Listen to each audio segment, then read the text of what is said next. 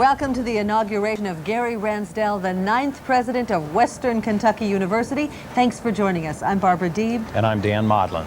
And of course, we want to welcome you to WKYU TV's coverage of this historic event. The Western Kentucky University Alumni Association is proud to be a sponsor of the inauguration of Western's 9th president, Dr. Gary A. Ransdell. We appreciate the support of our board members and alumni who contributed toward this effort, and we too are pleased to be associated with this endeavor. Barb, you know, inaugurations at Western began with Dr. Don Zacharias, Western's 6th president. So, you know, that's relatively new, and yet as we go through this process, you're going to see a lot of history. It's steeped in tradition, and it's so exciting that it seems like it's been there forever. And there is a lot of history behind the inauguration process, and a certain etiquette has to be followed in the performance of that ceremony. Inaugurations of American university presidents descended from the coronation rites of early European history.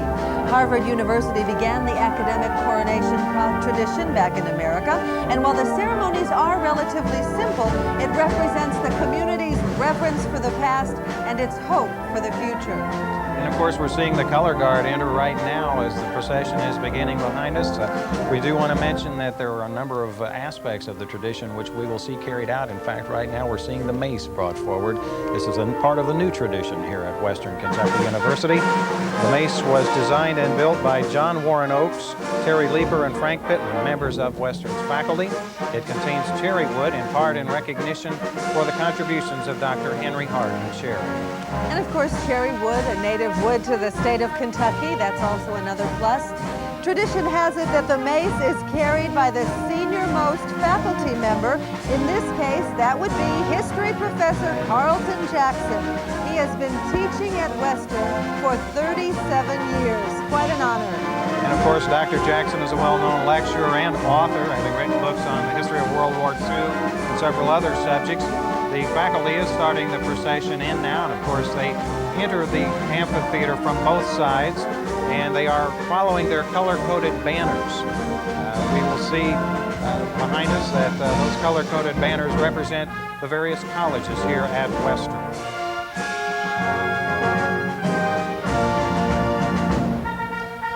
Pomp and circumstance at its best.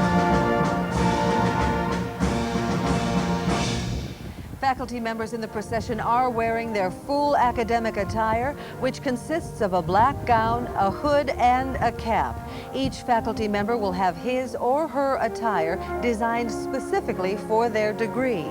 The colors and velvet bands denote the nature of the degree and the institution granting the degree. Of course, the blue banner, the dark blue banner, is representing the Potter College of Arts, Humanities, and Social Sciences, which includes the Communication and Broadcasting Department, the Art Department, the English Department, the Government Department, History, the Journalism Department, Music Department, Philosophy and Religion, Sociology, and Theater and Dance.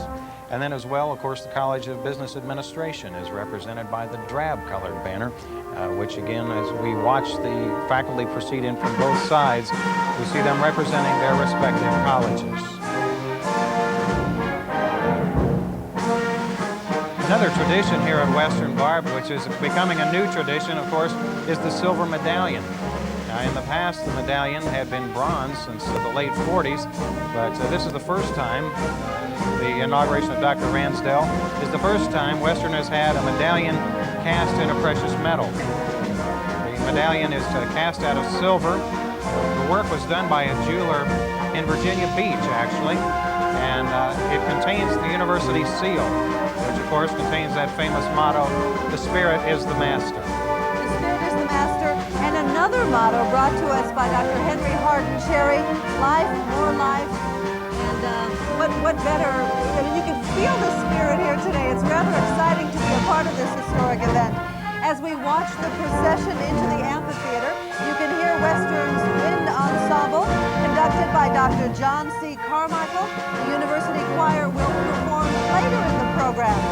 Quite a program lineup. Yes, it is, Barb, and it's a beautiful sight to see the faculty proceeding in under the banners here, of course. And as we mentioned, several of the banners have already been mentioned. The light blue banner represents the College of Education and Behavioral Sciences, with Consumer and Family Sciences, Military Science, Physical Education, and Psychology.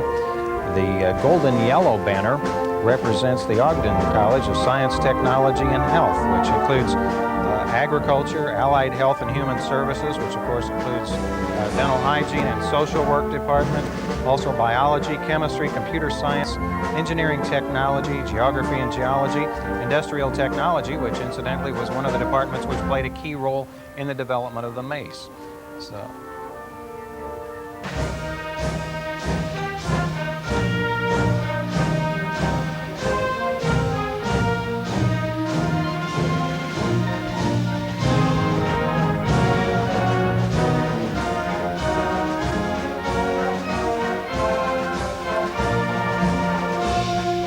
Several members of the Board of Regents are now approaching the stage as they join the procession. Of course, they will be joined by a number of distinguished leaders, community leaders, government leaders here in Kentucky, including Governor Paul Patton. Governor Paul Patton, we will also be hearing comments from the governor, in addition to House Speaker Jody Richards, who is our representative from Bowling Green. There we see the mayor of Bowling Green, Eldon Renault, and Arvin Voss. Chair of the Faculty Senate. And there he is, the man of the hour, the man of the day, actually the man of the week. Dr. Gary Ransdell, making his way up the stage. What a day, what a day.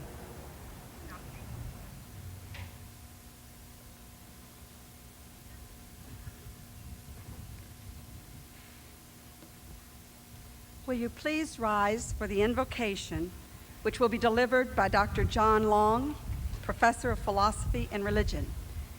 After the invocation, please remain standing for our national anthem, performed by the Wind Ensemble, for our state song, My Old Kentucky Home, sung by the University Choir, and for the posting of the colors by Western's ROTC cadets.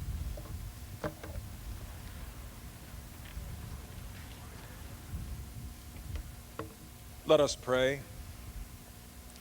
Living God, with thanksgiving we assemble here today at this inaugural ceremony for the 9th President of Western Kentucky University, Dr. Gary A. Ransdell.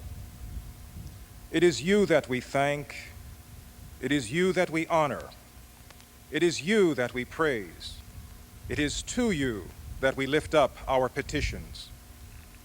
For this occasion, we ask special favor, for it signals the new leader shouldering the mantle of responsibility for representing this university and for guiding it toward its future. We ask in behalf of the university. The festivities accompanying this inaugural week have extolled an ideal encapsulated in the phrase, the celebration of excellence. May excellence, the pursuit of it, the encouragement of it, and the nurture of all who seek it be the hallmark of this university. We ask in behalf of the people of the university, move us, the members of every part of the university community, every student, every house or groundskeeper, staff member, faculty member, administrator, regent, alumnus, or alumna, move us, along with the members of the larger communities of the town and Commonwealth, to work. May we work with mutual respect, with patience, understanding, determination, and perseverance for the common goal and the common good of educating all who come, whether personally or virtually. We ask in behalf of our new president. We do especially ask for President Ransdell the conferral of that broader perception that sees problems comprehensively, that sharpened sight that penetrates to the core of issues, that endurance that sees problems, even the stubborn, through to solution, that balance that administers fairly. For his family, impart physical and emotional well-being and the support and encouragement of one another, as well as of the university and community. Hear our prayers, grant our petitions, and grant that all here assembled may savor this inaugural day. So we pray. Amen.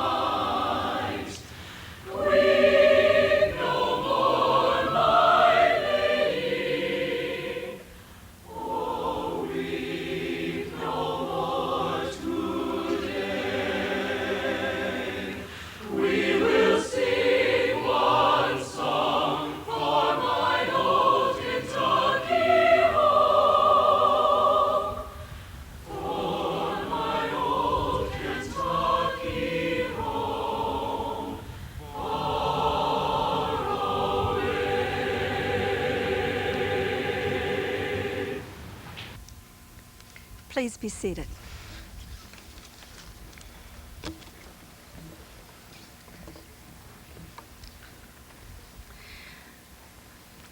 President and Mrs. Ransdell, Board of Regents members, esteemed faculty, honored guests, students, ladies and gentlemen, I welcome you to the inauguration of Gary Allen Ransdell as the 9th President of Western Kentucky University. This is an important event in the life of this university, which is celebrating its 92nd year of service to the Commonwealth, the nation, and the world.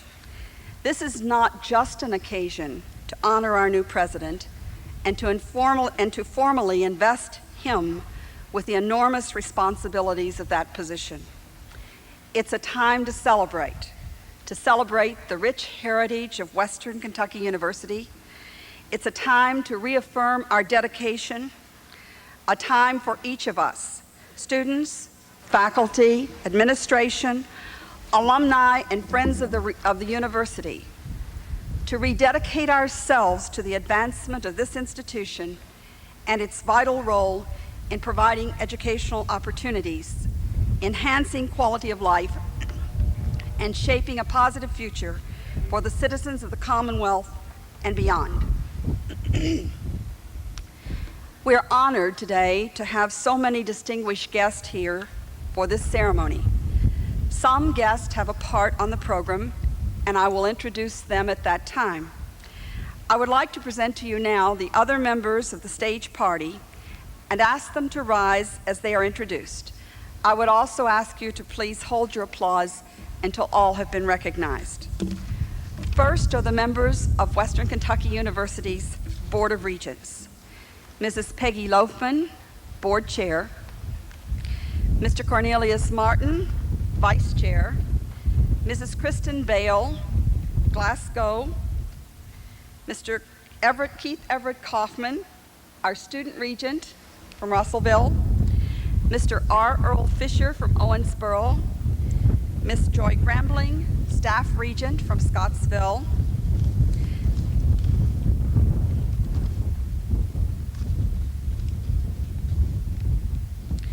Mrs. Lois Gray, Elizabethtown. Mrs. Sarah Hulse, Owensboro. Dr. Raymond Mendel, Faculty Regent. And Mr. Burns Mercer, Brandenburg. Let's give them a hand.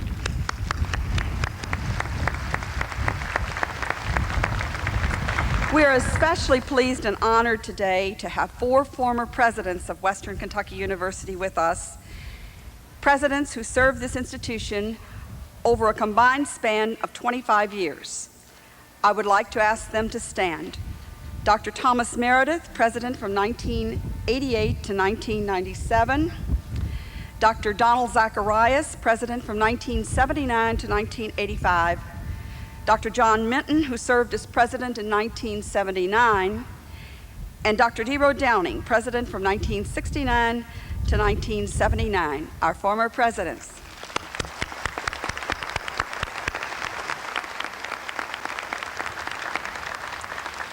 We are also pleased to have 4 local members of our state legislature who were able to be with us today, and I would ask them to stand as I introduce them. Senator Nick Kofogalis, Representative Steve Nunn, and Representative Roger Thomas. And at the very last minute, I'm sorry, but Representative Rob Wilkie was not able to get to the stage, but would you please welcome all of these gentlemen?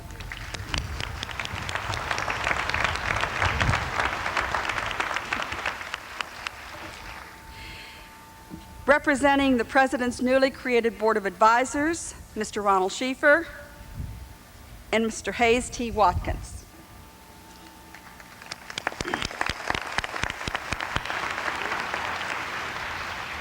Interim President in 1985 and 1988, and most recently assisting as a liaison during the legislative session, Dr. Paul Cook.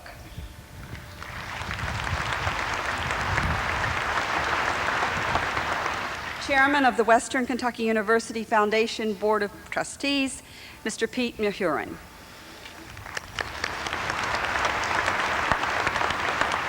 and President of the Hilltopper Athletic Foundation, Dr. Barry McIntosh.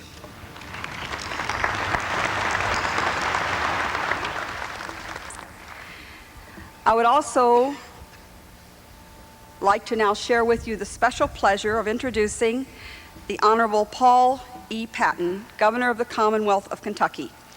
We are indeed fortunate in having Governor Patton with us and in this state as one of the strongest advocates for education in the history of the Commonwealth. Governor Patton has earned national recognition for his leadership and commitment to education and is one of only 8 governors serving on the National Education Goals Panel. He is also serving as chair-elect of the Education Commission of States and chair of the Southern Regional Education Board. It is indeed an honor and privilege for me to present to you the Governor of the Commonwealth of Kentucky, Paul E. Patton.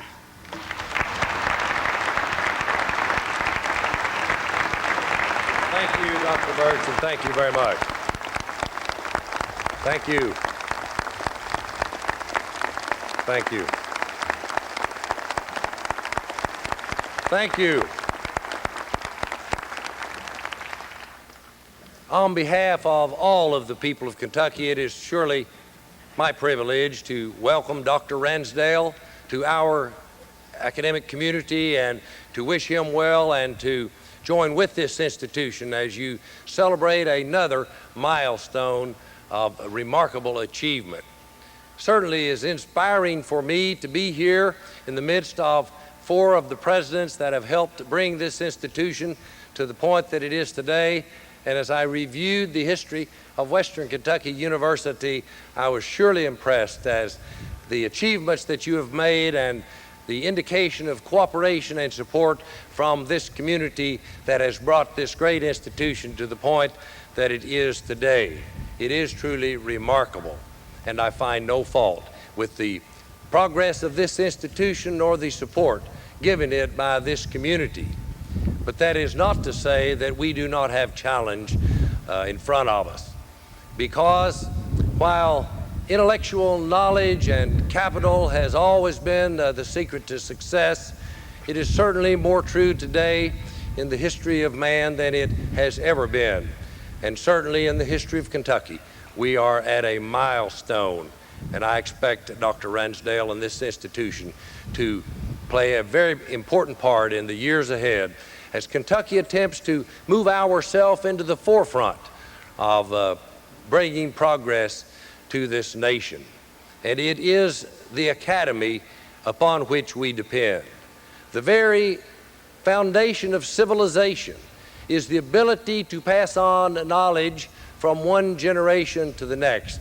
And the very progress of civilization is dependent upon being able to add to that knowledge, and that is the function of the university. And so as we try to move on to higher grounds, it's certainly, we need to remember, as one philosopher said, that civilization is only one generation deep. And if any generation would fail to pass on that knowledge, then our civilization as we know it would fail. And let us not forget that that has happened in societies of the past. And so it is up to us, the present generation, to make sure that we are true to the dedication of the accumulation of knowledge and the preservation of knowledge and truth. That is your charge. I can pledge to you my support, but I think that you know that in the end, it is in your hands that this endeavor lies. Certainly, Dr. Ransdell will have to provide the leadership that will cause this and other institutions in Kentucky to move forward and to move forward together. But it is upon the faculty, it is upon the staff, it is upon this institution as a family to pull together, to bring Kentucky to another level that will make us enter a new century and even a new millennium with new hope and new promise. That is what I bring to you today, and I'm confident that this institution and Dr. Ransdell will do his part. Thank you, and God bless you.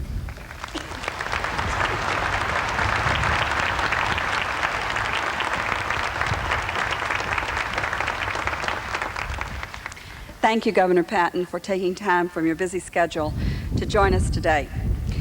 We are especially pleased that we have several local members of the Kentucky Legislature who are strong advocates for higher education who are on this stage today.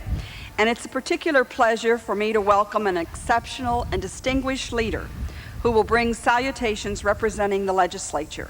Please join me in welcoming the Honorable Jody Richards, Speaker of the House.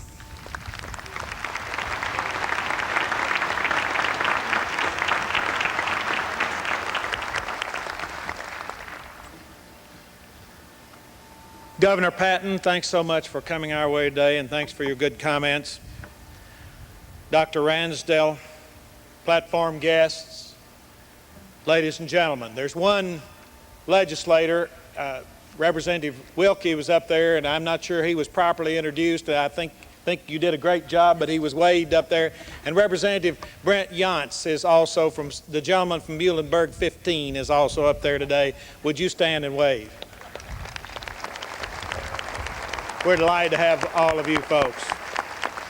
Behind the deed, the doer, and behind the doer, the dream. This was the guiding principle of Dr. Henry Hardin Cherry, Western's first president and founder of the Western tradition. He and 7 other outstanding leaders with strong personalities and distinctive styles faithfully and dutifully guided Western for more than 90 years.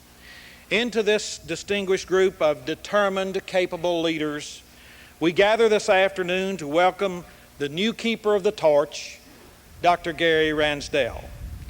A man of impeccable credentials and rare ability, Dr. Ransdell will direct the course of the university's development and growth as it crosses into the next century and beyond.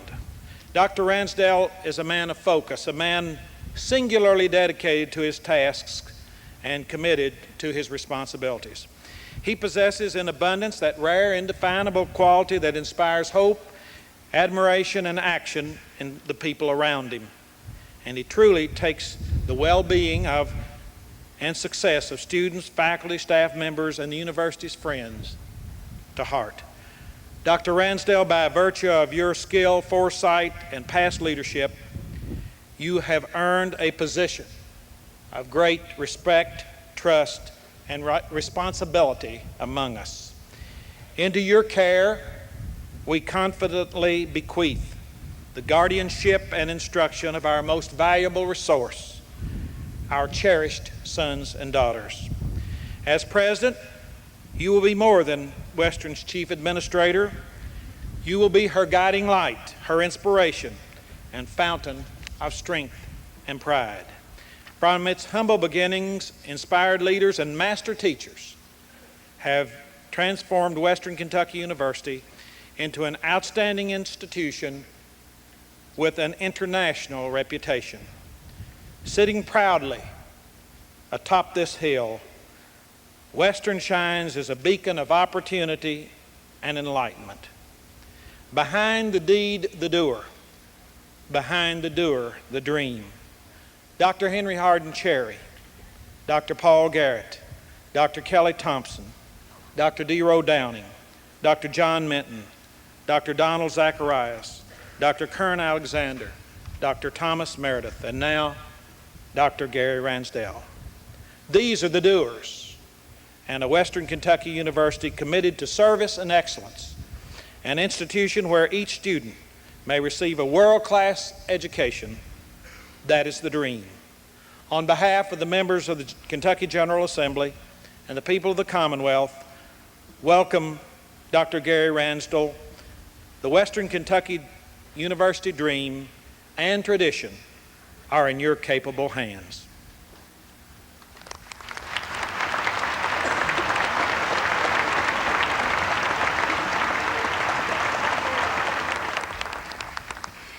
Thank you, Speaker Richard, for those words. Mr. Leonard Hardin of Louisville, Chairman of the Kentucky Council on Post-Secondary Education, is joining us today to extend salutations on behalf of the Council. Mr. Hardin.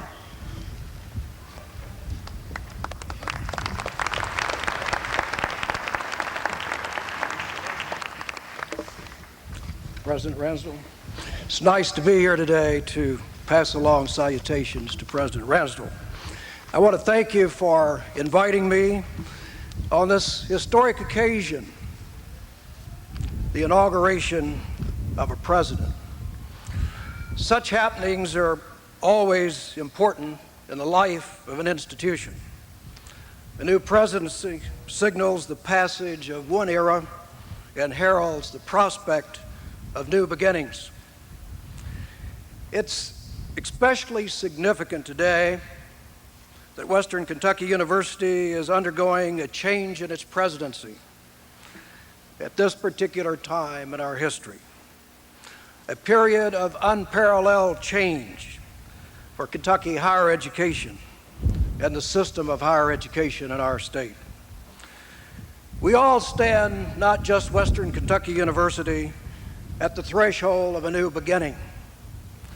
For the first time in our history, we command the combined attention of our governor, the General Assembly, and the people of Kentucky. For the first time in our history, Kentucky's elected leadership acknowledges that we in higher education, something that we've always known, that higher education is the engine of change and the best hope for improving the economic and social condition of our people. Higher education is positioned to help lead the way into the future. A new economically powerful Kentucky, forged by the combined efforts of its institutions and by the collective wisdom of its best minds. My presence here today is a symbol of the change that has taken place in the past year.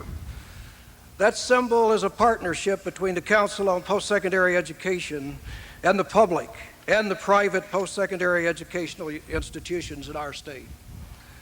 That partnership recognizes that each part of the system has a vital role that must be played to bring about the changes that are underway already, and that each institution must play a specific role if we're all to succeed.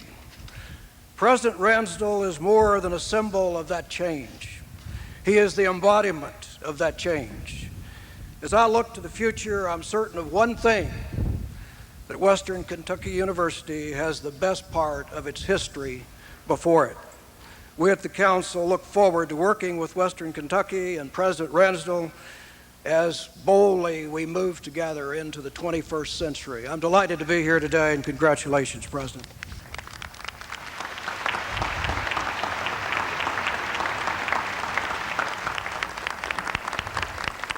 Thank you. Western Kentucky University is proud of the relationships it holds with our local community. We're pleased to have with us today Honorable Mike Buchanan, Judge Executive of Warren County, to bring greetings.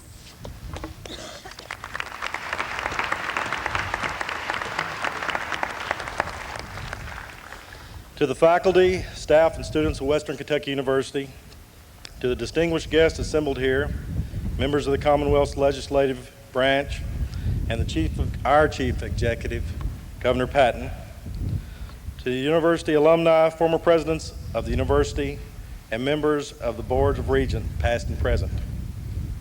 To Dr. and Mrs. Gary Ransdell and family, I bring you formal greetings on behalf of the people of the County of Warren in its 201st year and in the 92nd year of this institution, now known to all of us as Western Kentucky University. We learn from our history. The change is an essential component of life. Whether we live in the most metropolitan of cities or the smallest of towns, all of us must deal with the evolution of mankind, society, and our in-common environment. Change meets with success, and it's all around us. Warren County and the people who comprise our community show that they are accustomed to change and recognize the necessity to accommodate it. Western Kentucky University stands as a testament to change, with its evolution from a state normal school in 1906 to the university status in 1966. The growth and vitality of this institution has survived budget cuts and lean times, never failing to turn out the nation's finest men and women as its graduates, positively changing their futures by providing the finest education available and preparing them for a changing world. The university's success remains vital to ours here in Warren County. As this institution has changed throughout the decades, the character and history of our community has changed with it and because of it. The leadership of Western's past 8 presidents is evident. Today, we begin a journey with a new president. Like a captain charting the course, he will take Western Kentucky University ahead into the future, and along with him, our entire community. As Warren County's Chief Executive, I consider it a great honor to be part of this and to be here today. And Dr. Ransdell, I want you to know that Warren County Fiscal Court and I look forward to working with you and your administration in what we hope will be Western's and Warren County's finest years. I want to thank you today for your commitment to take your alma mater to new heights and welcome you back home to Western, to Bowling Green, and to Warren County.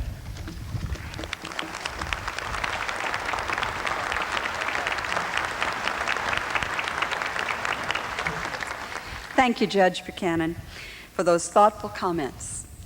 Also with us today and representing the City of Bowling Green is our Mayor, the Honorable Eldon Renaud.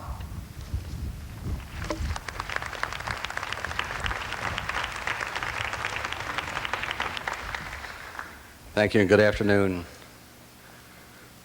Governor, Mr. Speaker, members of the legislature, President Ransdell, Julie Ransdell, past presidents of Western, elected officials, educators, alumni, students, and guests. On behalf of the City of Bowling Green, thank you for the privilege of addressing such a distinguished audience on this very special occasion. President Ransdell, I understand you, like our former local hero, Congressman William Natcher, who also carried a Buckeye for good luck. I should have borrowed that Buckeye recently at the Kentucky Derby. I attended the 124th running of the Kentucky Derby, my first Derby experience. And Dr. Ransdell, I bet a horse for you. Now, since I couldn't bet on a Garvin horse, I bet $2 on a Rick Pitino horse, Hallery Hunter, for you to win. Your horse didn't win. But my horse finished so far back that the jockey had to run ahead of him with a flashlight. In fact, he finished so late he had to tiptoe back to the stall. So, those of you visiting our city for the first time must realize that we're just recovering from a disastrous hailstorm. Our beautiful city will soon be rebuilt. But I do want to caution any speakers today, let's have no Hail to the Chief proclamations. Now, on a serious note, I have been very impressed by the vision and drive exhibited by President Ransdell. Your leadership is so important to all of us assembled here. Our success depends on your success, and your success depends on Western success. Higher education, bettering the individual, contributes to healthier societies. Bowling Green is a great place to live, due in large part to the tremendous brain trust assembled here today. I feel strongly that college towns are the best places in America to live. By their very nature, your academic spirit enriches our lives, it keeps us thinking, and keeps us young, or at least keeps us thinking we're young. So on behalf of the citizens of Bowling Green, Dr. Ransdell, I want to welcome you and your family back home to do the job you've prepared for throughout your adult life, to serve as president of West Kentucky University, inspire academics and students and prospective students to aim high and make Western Kentucky University the best that it can be. Congratulations to you, President Ransdell, Julie Ransdell, and the entire Ransdell family. Thank you very much.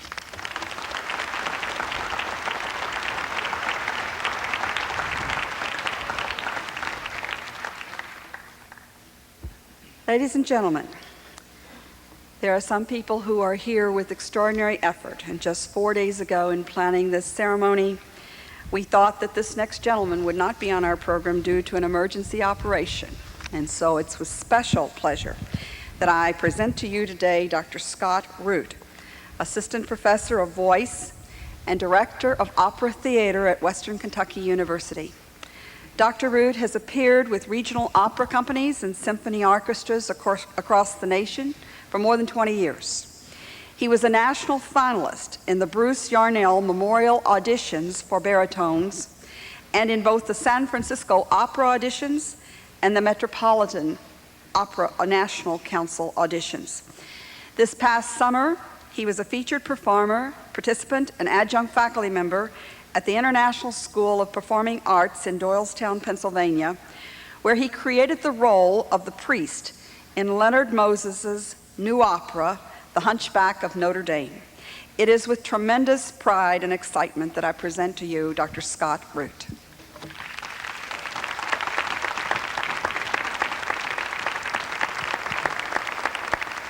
Thank you, Dr. Birch. This song comes from the hit musical Man of La Mancha, and it is sung by a very old man by the name of Don Quixote.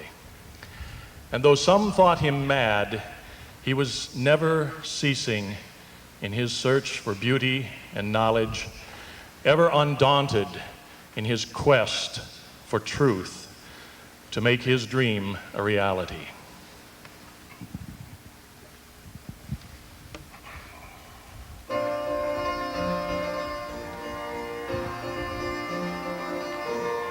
To dream the impossible dream, to fight the unbeatable foe, to bear with unbearable sorrow,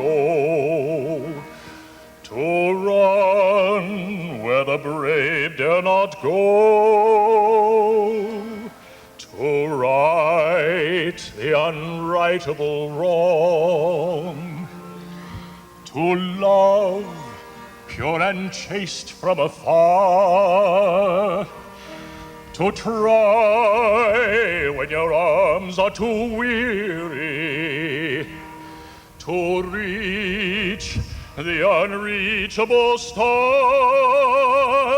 This is my quest, to follow that star, no matter how hopeless, no matter how far, to fight for the right without question or pause, to be willing to march into hell for a heavenly cause.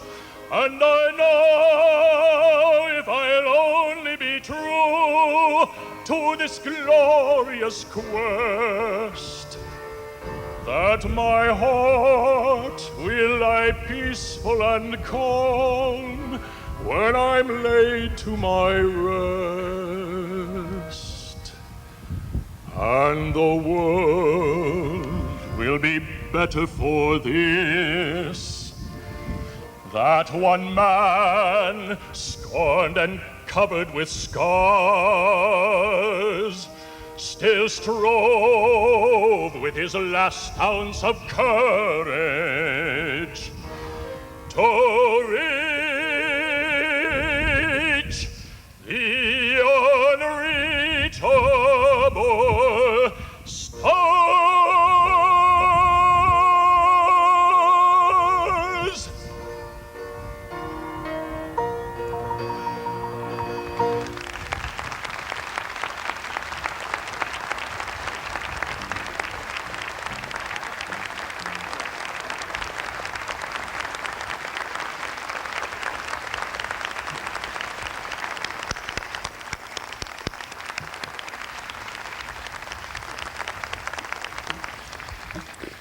Dr. Root, thank you for your wonderful presentation. It is now my pleasure to present to you Dr. Dero G. Downing, Western's fourth president, who currently serves as president of the College Heights Foundation. Dr. Downing will offer salutations on behalf of the former presidents of Western Kentucky University. Dr. Downing.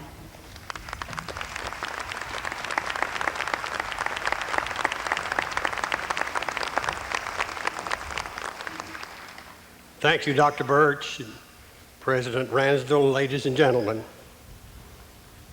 I'm honored to be invited by the inaugural committee to represent Dr. Minton, Dr. Zacharias, Dr. Alexander, and Dr. Meredith in extending salutations, trusting that I have not stepped beyond the bounds of propriety. I've taken the privilege of speaking with a member of the family of Dr. H.H. Cherry, of Dr. Paul Garrett, and of Dr. Kelly Thompson. In each instance, they gave every assurance that these three former presidents, whose combined service in this position spans more than 60 years, join us in spirit for this expression of congratulations, best wishes, and Godspeed to President Gary A. Ransdell as the 9th president of Western Kentucky University. We recognize today that Western is abundantly blessed with many rich traditions of everlasting value, giving a quality to the university that is sought often in vain by many institutions of higher education. Call it a spirit, an attitude, or whatever you will. Westerners know that it does exist and have maintained, determined that it must be preserved, nourished, and sustained.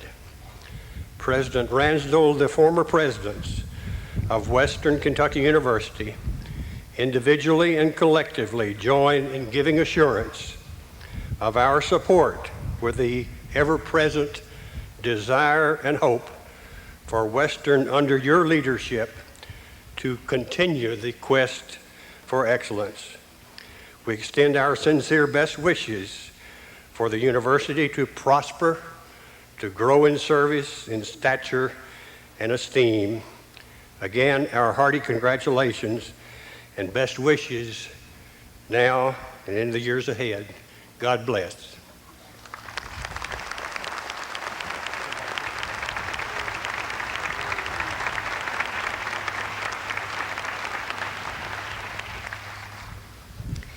Thank you, Dr. Downing, for those words of inspiration to our new president. Western Kentucky University is proud of its very special and outstanding faculty. And representing the faculty is Dr. Arvin Voss, professor in the Department of Philosophy and Religion and chair of the Faculty Senate. Dr. Voss will bring salutations today from the faculty. Dr. Voss.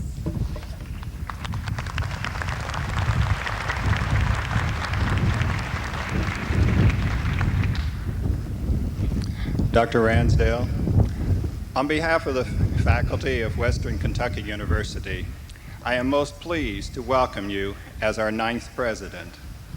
We wish you both a personally rewarding and professionally productive tenure as our president. We appreciate all that you have already accomplished on Western's behalf and are hopeful for the future as we look to you to provide outstanding leadership to this university. Outstanding leadership manifests itself in two kinds of excellence. It empowers and it serves. As a faculty, we are looking for you to empower us to do our work effectively and to carry out the mission of the university efficiently. In a variety of contexts in this past year, I have been reminded of the enormous talent possessed by the members of this faculty. But Western's faculty is not just talented. Its members also have a deep dedication to learning and to sharing that learning in their teaching, research, and service. As president of Western, you have the opportunities to support the skills and commitment already present and to foster and enhance them so that we can become even more productive. Outstanding leadership also serves, and we look forward to serving with you. The opportunities are great and the task enormous. You begin your tenure as president at an exciting time. Through the efforts of Governor Patton and of the state legislature, there's a new focus on education in Kentucky, a new recognition of its importance. It is now our task to make the opportunity provided by the Post-Secondary Education Reform Act a reality. We have the challenge of effecting nothing less than a cultural change, the challenge of convincing many Kentuckians in our region, both recent and high school graduates and more mature citizens, that what Western has to offer is valuable in a practical way because it increases their opportunities and earning potential in a rapidly developing society, but even more valuable personally because it provides each one with the opportunity to become a responsible heir and member of human culture. Together, we are here to serve our fellow citizens of the Commonwealth and the others who come seeking to realize their personal and professional potential. Together, we can make a difference, a significant difference in their lives. So, President Ransdell, welcome. We look forward with confidence to working with you in meeting the challenges we will face together. Thank you.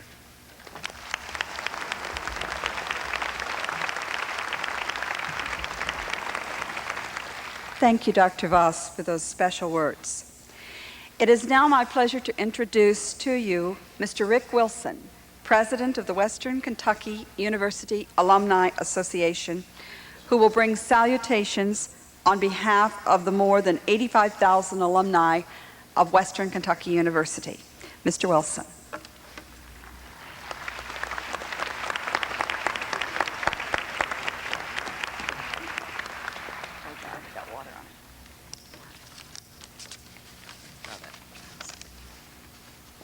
How's that? It's my distinguished honor to be here today to speak on behalf of Western Kentucky University's Alumni Association. As president of the Alumni Association, I've been fortunate to have the opportunity to become better acquainted with Dr. Ransdell during his initial 8 months on the job. He's impressed me as a man who is able and willing to do great things for this already outstanding university. Here are just a few words and phrases that seem to personify our new leader: progressive vision, decisive leadership, participatory management style, task-oriented, action-oriented, delegator, listener, community-minded, kind-spirited. Collectively, these qualities will help to favorably position Western Kentucky University and move our university to a level of enhanced national prominence. All Western Kentucky University alumni, along with the Bowling Green community, take a great deal of pride in our university. With the recent appointment of Dr. Gary Ransdell as our 9th president, our pride has simply grown proportionately. We feel confident that our former and future alumni will continue to support their alma mater in their customary grand fashion, thanks to Dr. Ransdell's hands-on involvement with the university. In short, we believe Dr. Ransdell truly possesses the integrity and the knowledge to lead Western Kentucky University into the next millennium. We feel very fortunate to have his leadership. Thank you.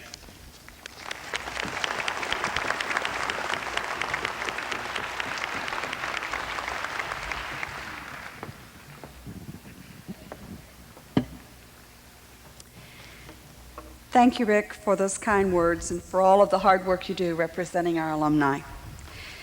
The President depends upon many groups within the university community for support and advice. One of these groups is the Staff Advisory Council. Bringing salutations from the university staff is Mrs. Dana Jacobson, Chair of the Staff Advisory Council.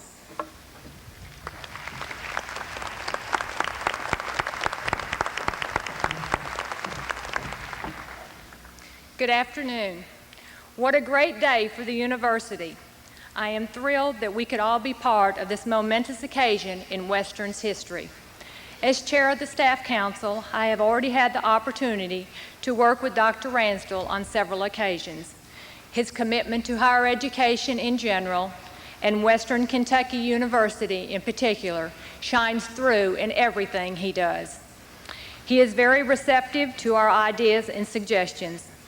Even though he is quite busy, he makes it a priority to be approachable and responsive to the concerns of those of us on campus. As part of the Western family, we can feel confident that Dr. Ransdell will help position this great university to excel into the 21st century. Dr. Ransdell, congratulations and welcome back to the Western family.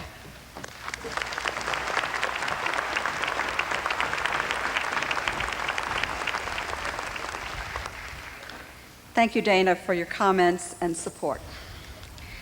This university exists to provide quality education to all the students it serves. We are very proud of our students, one of whom is Keith Kaufman, Student Regent and President of the Student Government Association. We are pleased to welcome Keith as he brings greetings from the student body. Keith.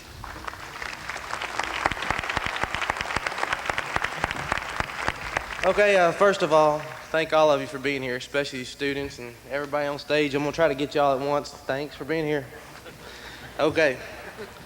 Now, late last summer when I got involved with the search for the new president for Western Kentucky University, I didn't know what to expect. I especially didn't know what to expect when Dr. Gary Ransdell from Clemson University, a former Western student, came into town.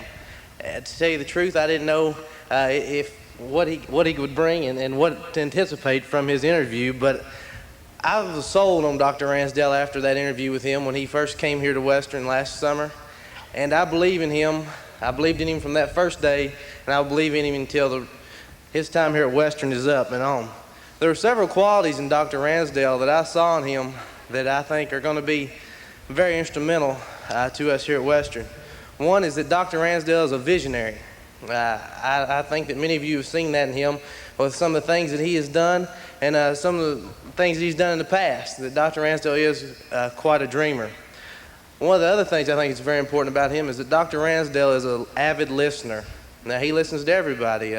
He's been to faculty meetings, he's been to the Student Government Association meetings, he's been to residence halls and talked to students who lived in the residence halls about the conditions of the residence halls here on campus, and he's just a tremendous listener to everyone on campus.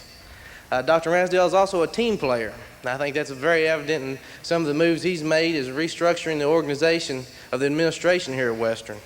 He's very experienced. He brought with him from Clemson and SMU some characteristics and some jobs that he had done there that I just hope that he can do just as good here at Western, and I am confident that he will. Very confident. And here's probably the thing that sold me the most about Dr. Ransdell is he's a very charismatic individual. Dr. Ransdell could sell snow to an Eskimo or sand to an Arab, whichever is your choice. He's an extremely nice guy, and his personality just shows through in everything that he does here at Western. Another thing that was very important is he has tremendous passion for this university, and that was very evident in the interviews that we had with him, and it's very evident today and for the last several months that he has been here with us that he cares an awful lot about Western, and he wants to see it become what it can be and what it once was. Dr. Ransdell is also a very hard worker. There's been many times that I've come by the president's office late at night and he's still there. I'm not sure if this is because Mrs. Ransdell and the kids are still in Clemson or it's because he's really doing a whole lot, but he's been at the office late at night. I'm having fun up here. I don't know about y'all.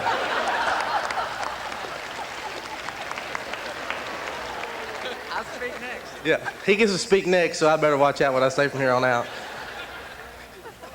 Dr. Ransdell has also become a role model for me and for graduates from Western all over. He's proven that you can go to Western Kentucky University, get a graduate from the degree from Western Kentucky University, and then make tremendous impacts on society. And I think that's something that all of us students here at Western should look at and take hold and really appreciate about Dr. Ransdell. Most importantly, Dr. Ransdell is a friend. He's a friend to all of us. He's a friend of the community, friend of the alumni, the faculty and staff, and most importantly, Dr. Ransdell is a strong friend of the students here at Western Kentucky University. And he has listened to me, and I guess more than I've ever anticipated. And he's really helped out in looking for things that would really benefit the students here at Western. But you know what's the most important thing about Dr. Ransdell is? He is a hilltopper. He's a graduate of Western Kentucky University, and I think that's the most important thing at all. And I'd like to say congratulations to Dr. Ransdell.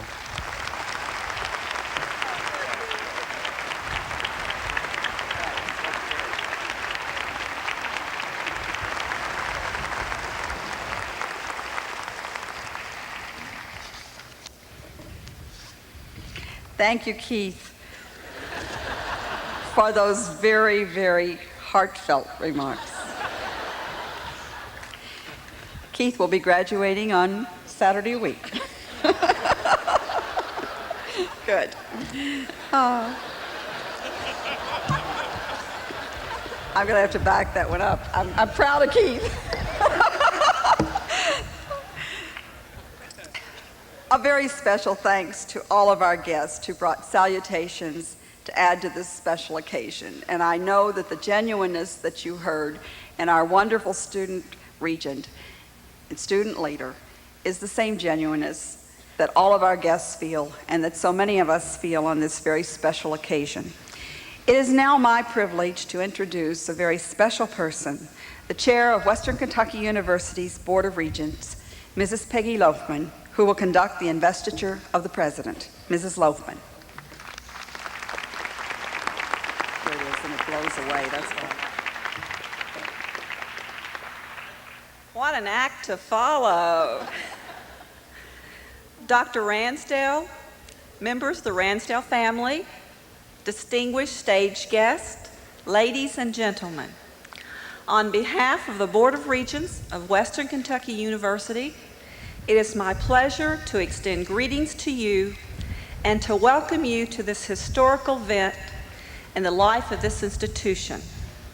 We are particularly pleased to have so many distinguished guests from institutions of higher education and professional societies from across the nation. We are honored by your presence on this occasion of the inauguration of the president.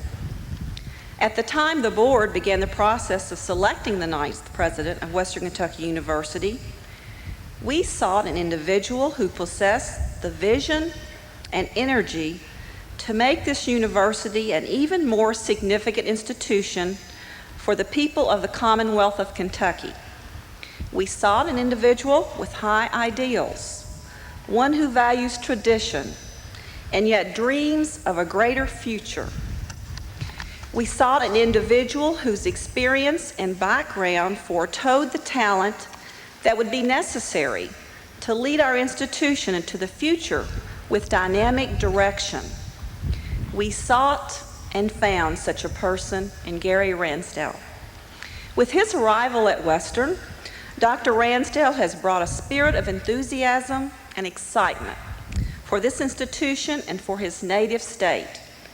He has demonstrated by his performance that he possesses the personal and professional qualifications to fulfill the goals and objectives of this board and the people of this Commonwealth. We are excited about the future. We welcome the challenge of serving an increasingly diverse student body, accommodating the public service needs of business, industry, and government, and providing the knowledge and research capability needed for the improvement and enhancement of Kentucky. We face this challenge with confidence as we move forward under the leadership of Dr. Ransdell. As a board, we pledge our full support to his efforts.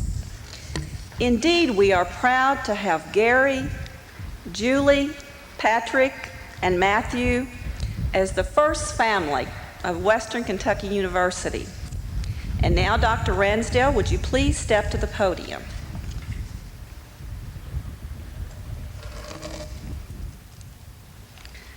By virtue of the authority vested in the Board of Regents of Western Kentucky University, I am pleased to present to you the official medallion of the university which symbolizes the responsibility and authority of the office of the President.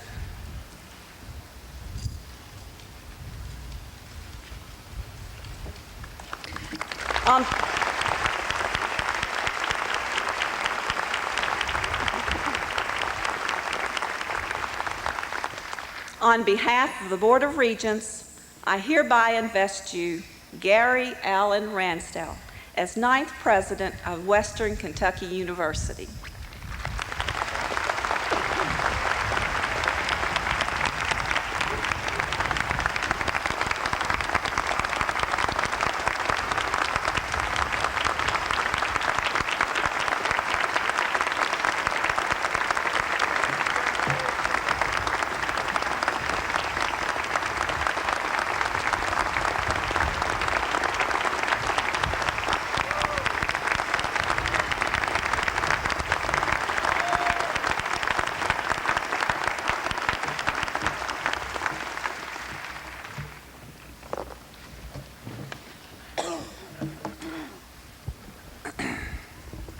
Thank you, Ms. Loafman.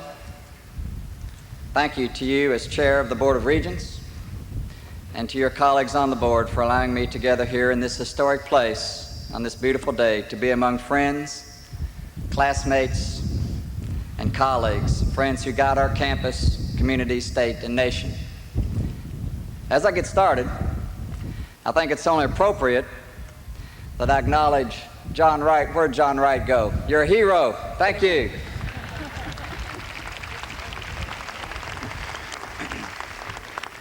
Although I'm a little disappointed that the speaker went bad when the faculty senate was saying great things about the president, and I may not hear that much anymore, I don't know. Thank you, Arvin. Governor Patton, Speaker Richards, Chairman Hardin, Judge Buchanan, Mayor Renaud, distinguished former presidents of Western retirees, members of the faculty, colleagues and administration, members of the staff, alumni, and most importantly, students, all who comprise the Western family and who have nurtured and cherished the Western experience. I humbly accept this opportunity to work with you to fulfill the dream of H.H. Cherry, to be of optimum service to the Commonwealth and to achieve national prominence for Western. I want to publicly thank Dr. Birch for her service during the months prior to my arrival and for her energetic leadership since my arrival. As Provost and Vice President for Academic Affairs, she understands her important tasks as our Chief Academic Officer.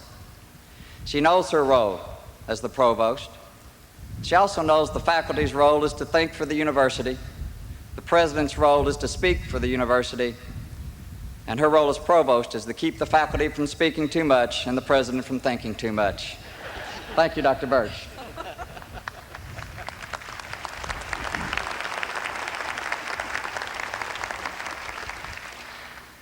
Three of the four Western presidents who shaped my values as an administrator join me on the stage today. Men who led this great university for more than 40 years and from whose footsteps I can begin to step out, assured by their support and friendship and that of thousands of other men and women who are themselves leaders in the Western family.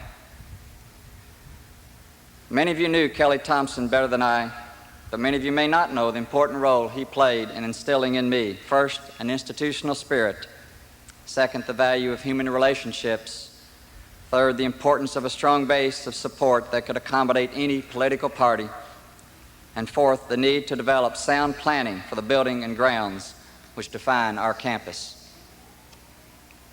Dr. Darrell Downing was my president as a student and in my first appointment as an employee at Western. No man loves this place more or better exemplifies the bond which exists in the Western family than Darrell Downing.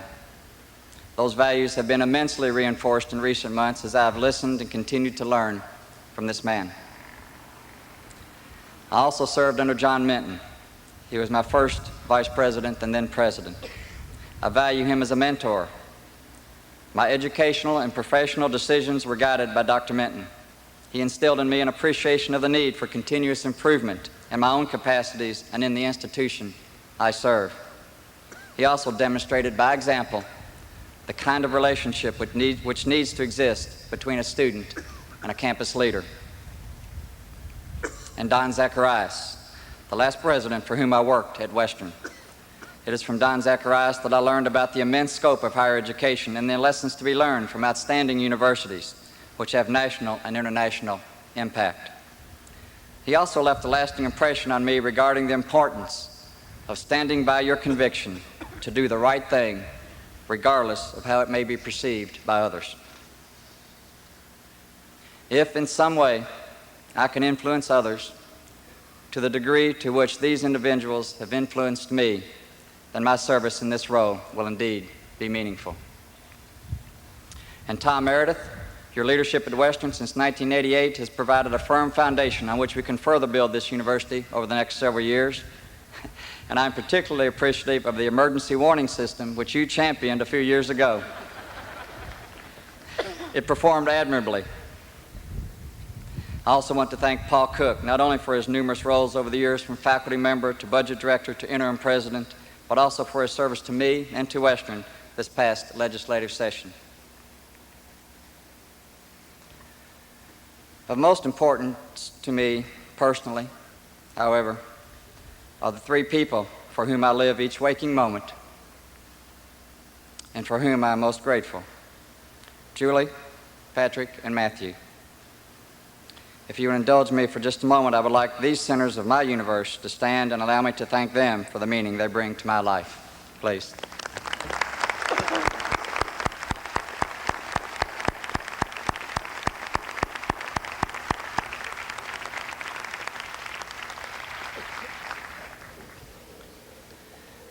For the balance of my lifetime, I will treasure this special day of symbolism and honor.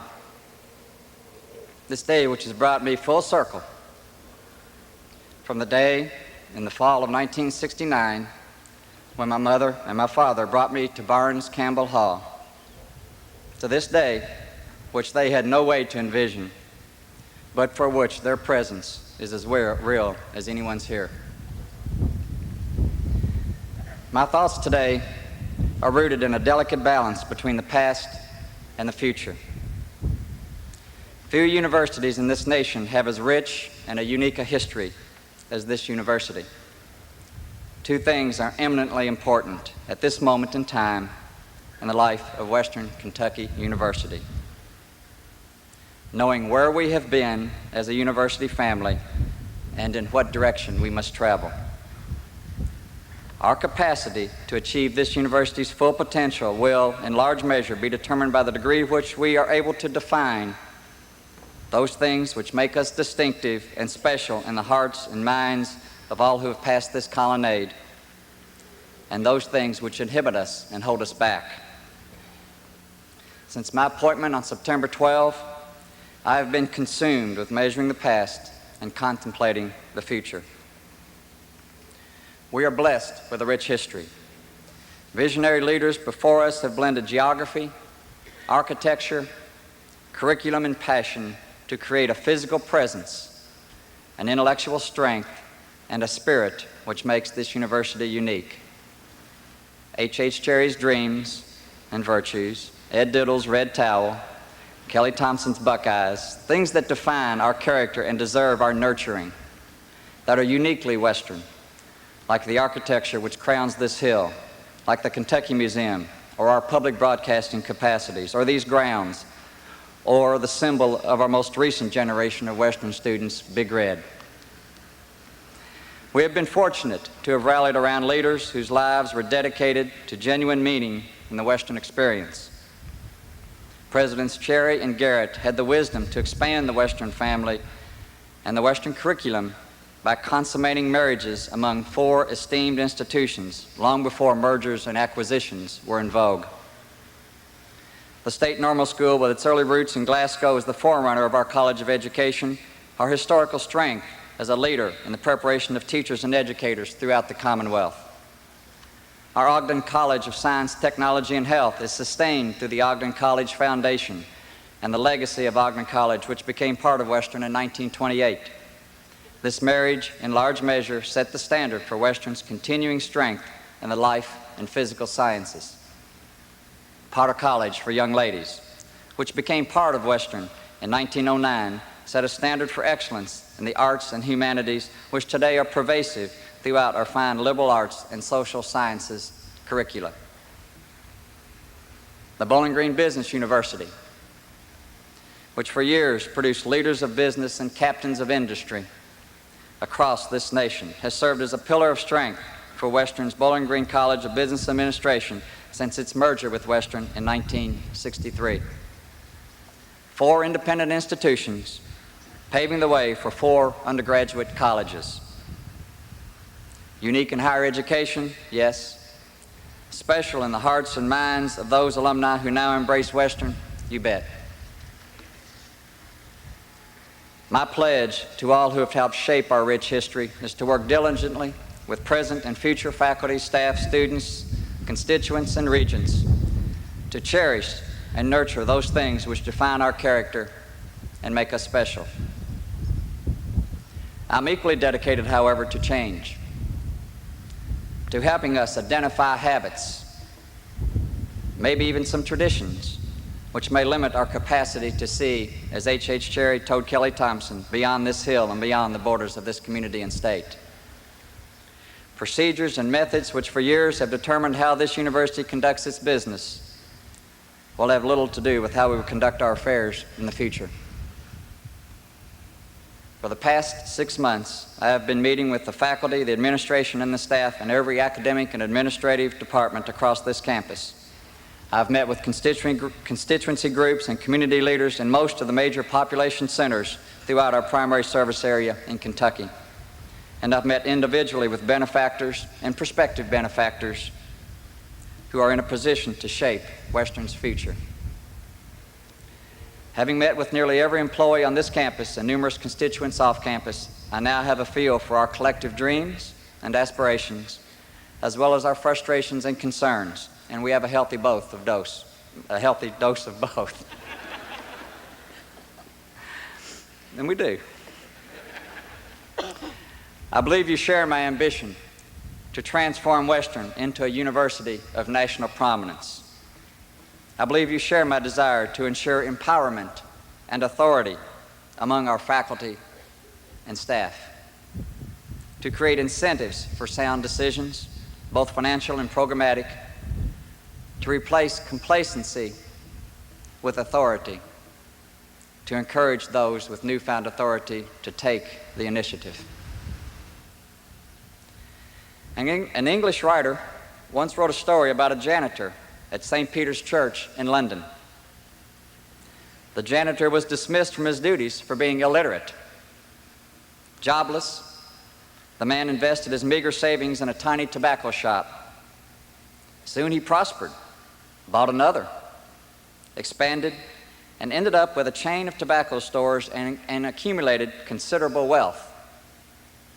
One day the man's banker said, "You've done well for an illiterate.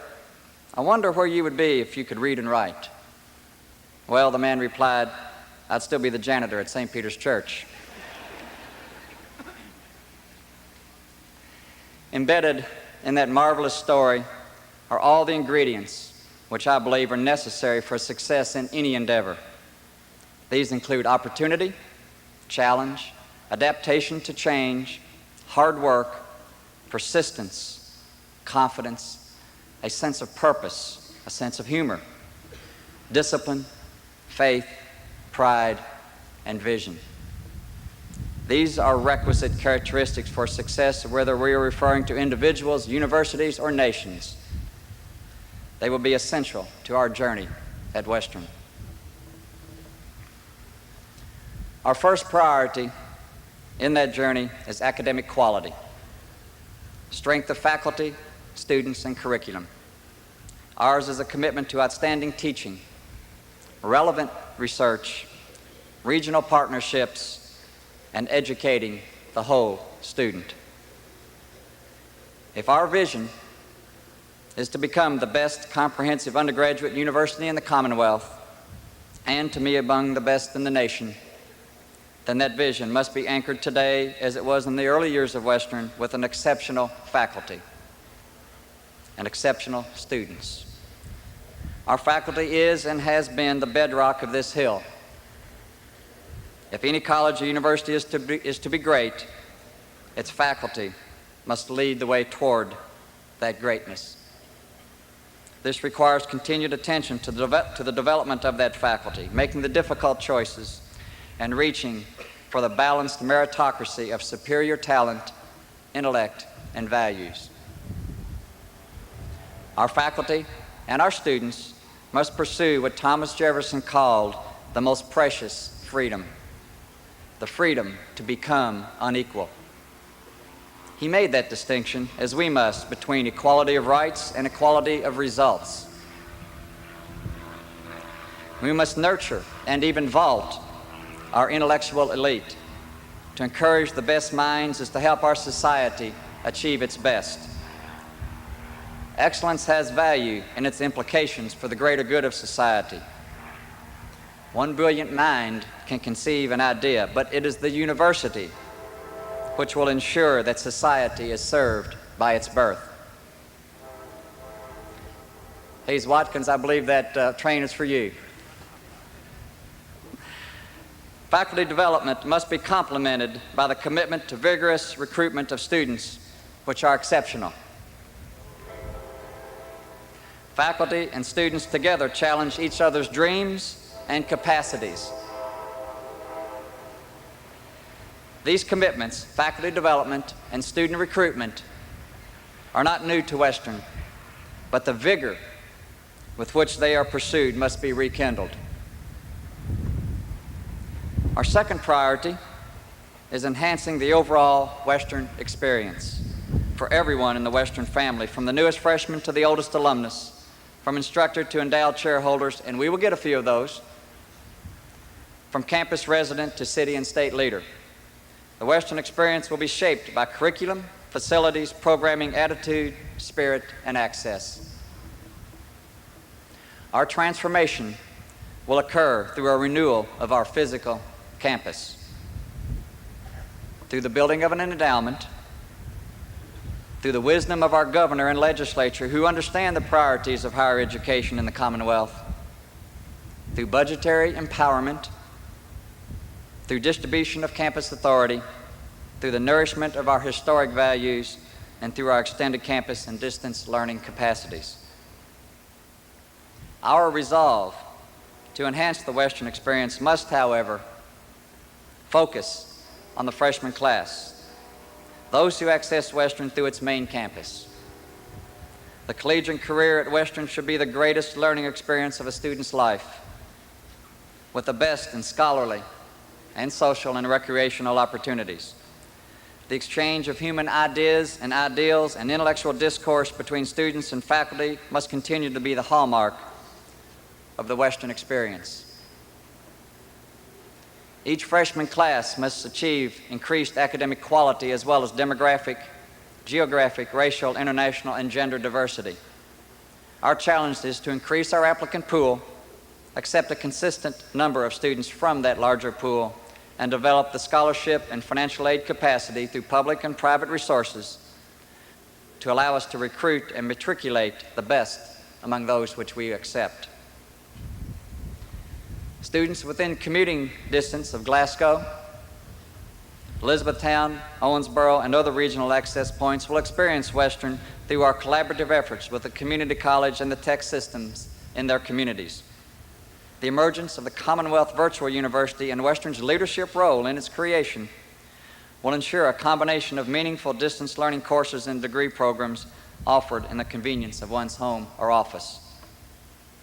Strengthening our academic quality and enhancing the Western experience will require the best of all of us, not just our faculty, administration, and staff, but everyone assembled here today. It will require 4 things of us: to be visionary, to remain flexible to change, to be dedicated to the achievement of measurable goals, and to be diligent in the pursuit of the necessary resources. Such requirements compel us to determine what each of us specifically can do to enhance this university and the intellectual, cultural, and social opportunities afforded our students. We must ensure boldness in our curriculum and quality in our environment. We must ensure an environment of giving and receiving, of thought and thinking, of exposure to other people, other lands, other cultures, and exposure to new ideas and new outcomes. Vision will be essential. We must consider the demands of the next generation. We can't predict what the world will be like when today's students retire in the year 2050. But we do know that this world will expect the Western graduate to be able to read and to analyze, to write well, to think critically, to probe, to be visionary, and to be technically competent. That's what Western does. That's what our faculty do, and that's what our students should do. We want to educate teachers and accountants and journalists and scientists, and we do that well. We also want the economists and the sociologists to understand the environment, to be well-rounded, to be able to inspire others with the written and spoken word. The Western graduate must be a leader in corporate America, in education, or in public life.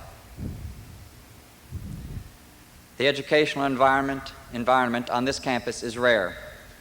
It is rooted in a strong liberal arts core and complemented by strengths in the sciences. Yet we are well known for our quality in our communications and education disciplines, and for graduates who succeed in business. Ours is the challenge to ensure quality and relevancy in scholarship, to ensure the availability of scholarships, to ensure humanism and relevant application of technology, and to balance the mental, physical, and emotional development of our students.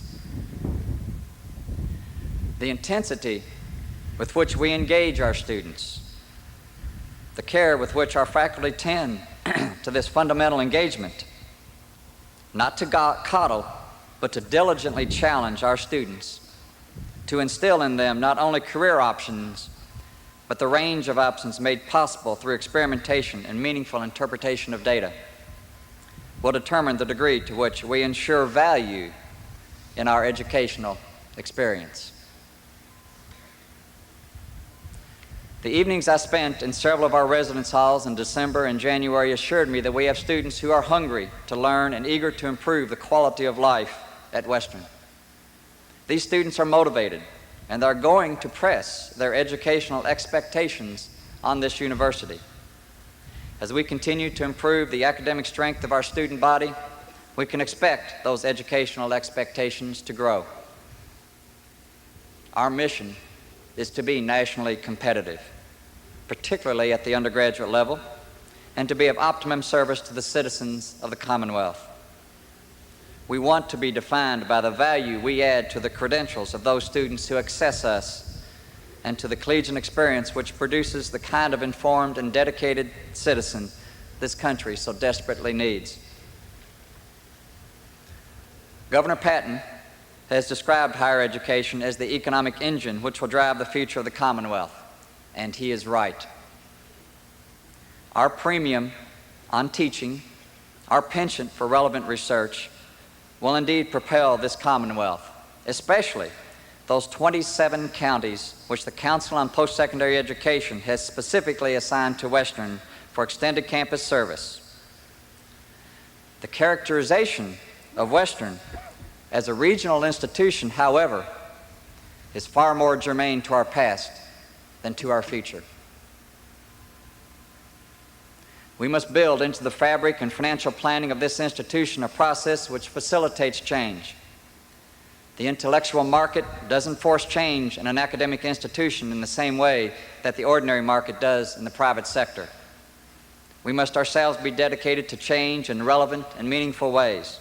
It has been said that of all the forces acting on man, change is the most difficult, but the most beneficial. Next week, our Board of Regents will be asked to endorse a group of universities to which we will compare our academic and administrative performance on an ongoing basis.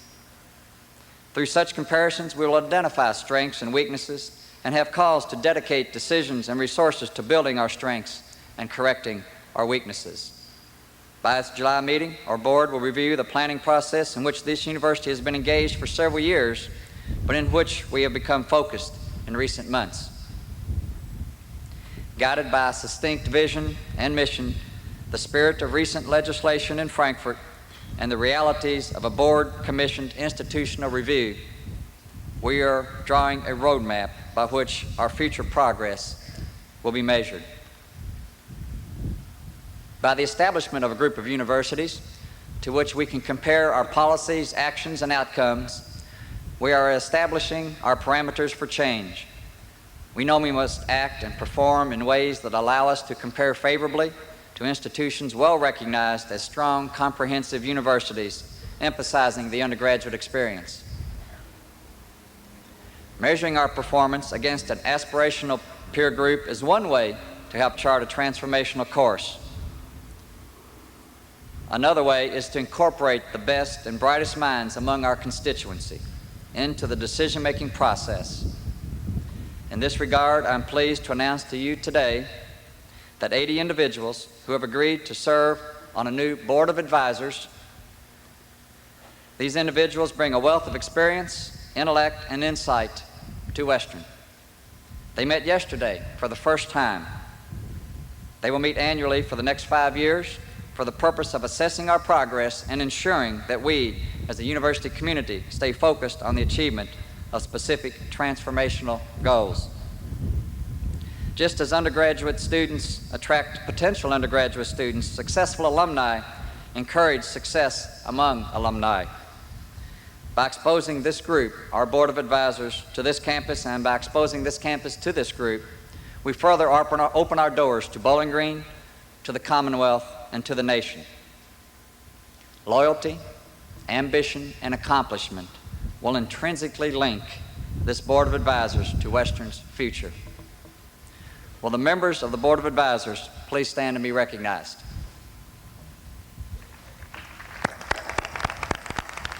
Thank you.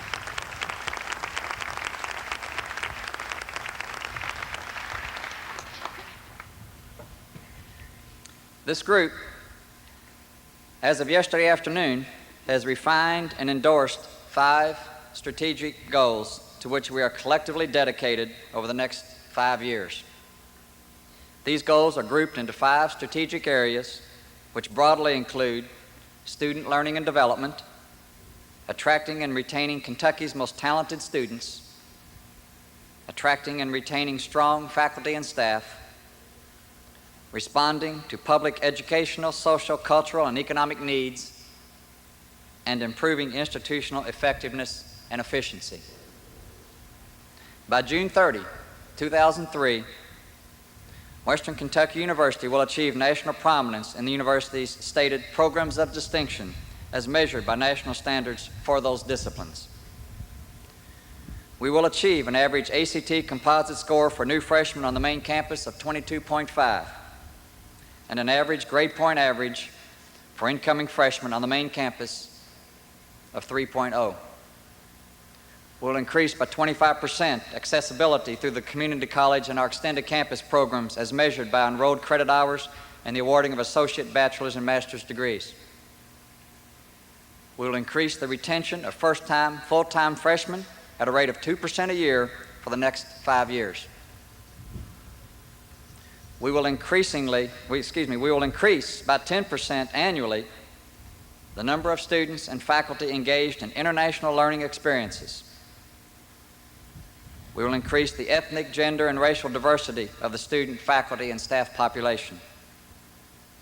All Western graduates will demonstrate appropriate use of information technology to function competitively in their respective disciplines. At least 50% of our classrooms, including instructional laboratories, will be equipped as smart classrooms. Western will offer at least 10 programs for degrees or certification through the Commonwealth Virtual University. And Western's distance learning enrollment will increase by 50%. We'll increase by 20% the number of leadership development programs for both Western students and area high school students, increase by 20% the number of student life programs available on the weekends, increase student participation in service activities by 20%, and student participation in cultural activities by 25%. And we will increase by 50% the average attendance for each revenue-producing athletic team. We will identify and implement a new business information and human resource information system which utilizes a paperless employment application, compensation and promotion process, and electronic storage of permanent financial and employee records. We will achieve a level of $18 million a year in sponsored programs. We will invest $60 million in public and private assets for new facilities and capital improvements to existing facilities on the main campus and $20 million for extended campus facilities. In this regard, we will also restore the campus to the park-like atmosphere and architectural integrity enjoyed by previous generations of Western students. The university's combined endowment will grow to $50 million, and we will include at least 10 new endowed faculty positions and 25 new endowed scholarships. Private gift support will grow to a level of $10 million a year. The university's deferred gift inventory will reach a level of $25 million. And we will achieve 20% participation among alumni in the university's annual fund. I am extremely fortunate to be returning to Western at a time when things are possible. I personally want to commend Governor Paul Patton, Speaker Jody Richards, and Dr. Jim Ramsey for marshaling the philosophical and financial resources of this state for higher education and recognizing the bold realities of such an investment. Yes, it is encouraging that for the first time in over 20 years, the state will build an academic building on the Western campus. It is encouraging that this state, for the first time in many years, is willing to devote money to deferred maintenance. It is encouraging to watch Western respond to the state's mandate to identify academic programs of distinction and produce its own resources in order to leverage resources made available by state government. It is encouraging that this legislature has stepped forward to recognize scholarly achievement among our college-bound student population through the creation of a merit scholarship program, because it is the right thing to do and because it will keep our best and brightest students on our campuses. I also know, however, that when the best students in our state find the financial barriers to higher education reduced and college-bound decisions are based on strength of faculty, quality of curriculum, and character of campus, then Western can become the university of choice. But let us not for 1 minute assume that state government can provide the means to propel Western to national prominence. Frankfurt is making up for some lost ground and is providing an impetus and indeed some incentives for us to help ourselves. And as a Western family, we must help ourselves. The one common denominator among nationally recognized institutions is the degree to which those affiliated with an institution take ownership in its prosperity. This university has for 92 years cultivated a love affair with those who have lived and worked and grown up here. It is time for all generations in the Western family, young and old, and those of us in the middle, to step forward and cause Western to achieve its full potential. Let us all dedicate ourselves to permanency of this great place. Buildings will come and go, people will be replaced, curricula will change, methods of learning will adapt and evolve, but two things will ensure permanency of the Western spirit. One, sustained knowledge of our heritage, and two, the building of our financial endowment. If each generation ensures that the next generation values our uniqueness and supports our teaching and learning capacity, then we can all be assured that the Western spirit will indeed exist forever. There are a number of things that set the university apart from other segments of society. Shared governance and academic freedom are two, as are ceremonies like we're experiencing today. But the concept of endowment is rooted in higher education and is the one variable which will ensure that higher education and Western will exist in perpetuity. Let us dedicate ourselves to ensuring financial solvency for future generations of Western students, faculty, staff, and alumni. An appreciation of our heritage and a strong endowment are things that we must provide all future generations. I've used the following example often in recent months because it's a dramatic way to illustrate the permanency which endowment affords our colleges and universities. Since the year 1500, 62 social institutions have existed without interruption in the Western world. 2 are nations, England and Sweden. 2 are churches, the Catholic and the Lutheran Church. And 58 are colleges and universities. The constants among those universities of the ages are tradition and endowment. Those which survive have defined their character and established the financial capacity to sustain that character. An endowed chair or an endowed scholarship will fulfill its intended purpose for hundreds, even thousands of years.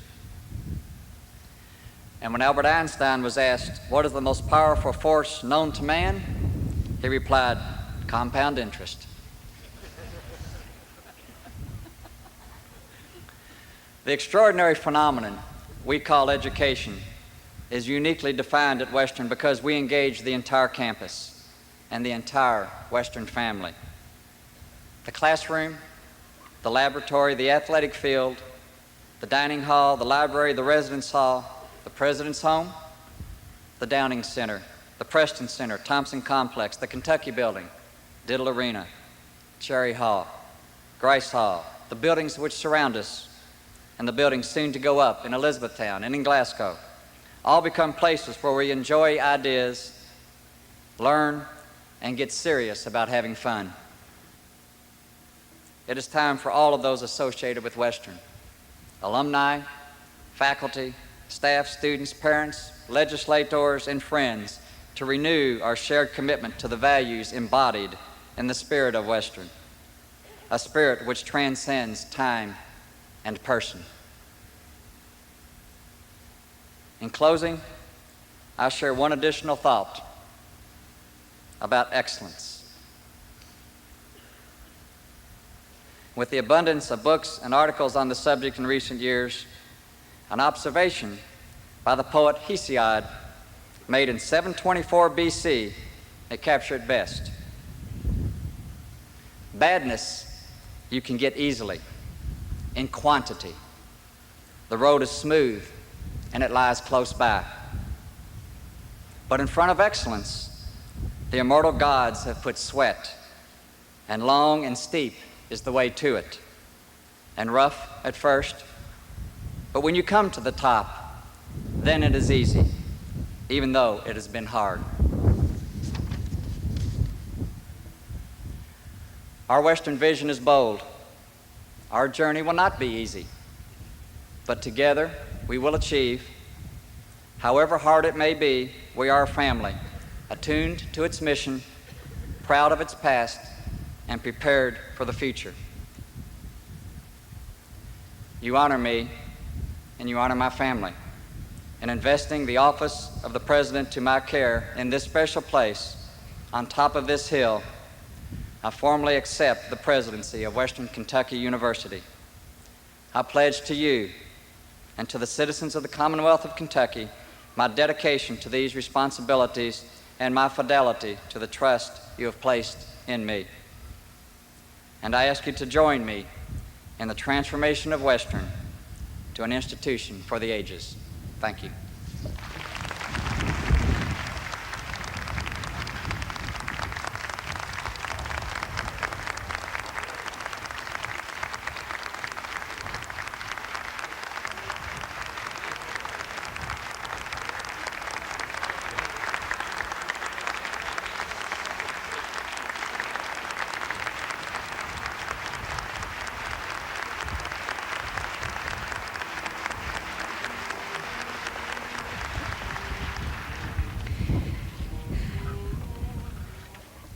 Our faculty regent referred to the special focus and vision and strengths of President Ransdell.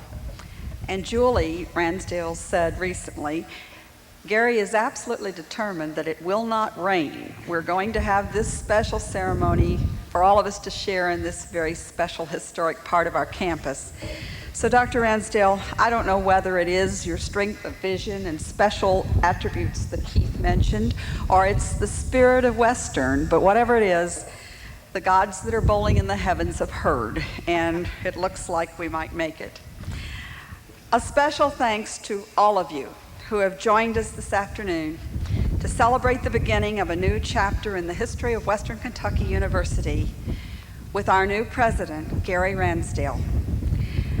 I want to express appreciation also again to our featured soloist, Dr. Scott Root, to Dr. John C. Carmichael, conductor of the Wind Ensemble, to Dr. Gary McKercher, director of the University Choir, and to our many talented student musicians for their contributions that made this occasion even more special.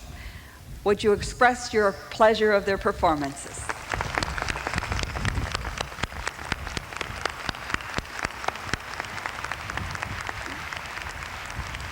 Last, we're asking that the audience remain in your seats until the stage party has recessed. And now, will everyone please rise and join the University Choir in singing of our alma mater, College Heights. It's printed in page 5 on your program. And then would you also remain standing for the choral benediction of Great Day and the recessional.